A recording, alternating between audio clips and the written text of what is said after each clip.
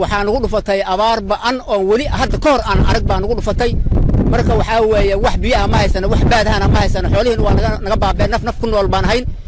waxa abaaro ba'ani ay ku habsadeen gobolka Gedo iyo degmooyinka ka agdhow abaarahaasi marba heer ayay soo joogeen waxayse hadda marayaan in ay dadkii baaba'aan degmo kasta warar ka soo gaaraya waxa weeye 5 baa xagga ku dhimatay sorta waxaan naloo sheegayaa inuu dad dhintay ilaa 5 qof geeridood baa la sheegayaa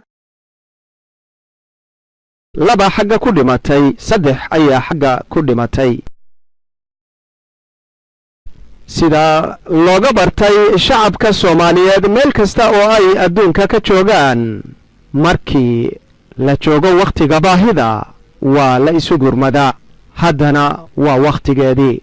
mu'asasada Al-rahmah ayaa waxa ay qaaday ololaheedii ugu horeeyay gargaar xooga oo dibadaha iyo wixii la mid ah laga soo gaarsiiyay in ay ku gaarsiiso meelaha qaarkood waxaan rabaa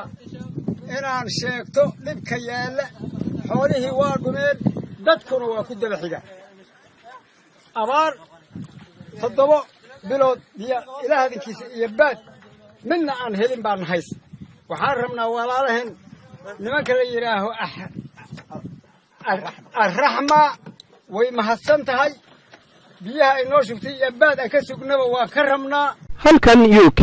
waxa ay mu'asasada Al-irshad u guntanaysaa sidii ay ugu ururin lahaayeen gargaar degdeg ah walaalahaas dhibaataysan haddii aad doonayso inaad si toos ah ugu dhiibto waxa aad dirayso Al-irshad fadlan kala soco shaashada masaajida aad geyn karto iyo canaawinta aad ku soo hagaajin karto labadaba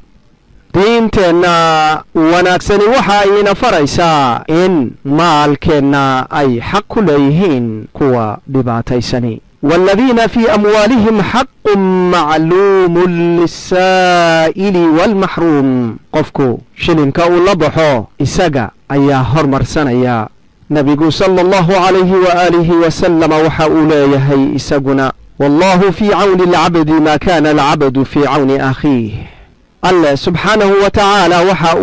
قرقار جوكتاه وفي يا أدون كيسا انت أدون كيسو walaalkiis gargaarkiisa uu ku jiro haddaba waxayna la gudboon in aynu fursadda ka faa'iidaysano masaa'ibu qawmin 'inda qawmin fawaa'idu dad musiibadoodu waxa ay qaar kale u tahay faa'iido noqo kan ka faa'iidaystay musiibada walaalkiis ku dhacday oo ka bixiyay musiibadaas isaguna ku helay ajarka alle iyo in ilaahay subxaanahu wa ta'ala uu kurba min kurabi yawm al-qiyaamah sida xadiidka la sheegayay uga badbaadiyo mar haddii uu kurbad ka fayday walaalkiis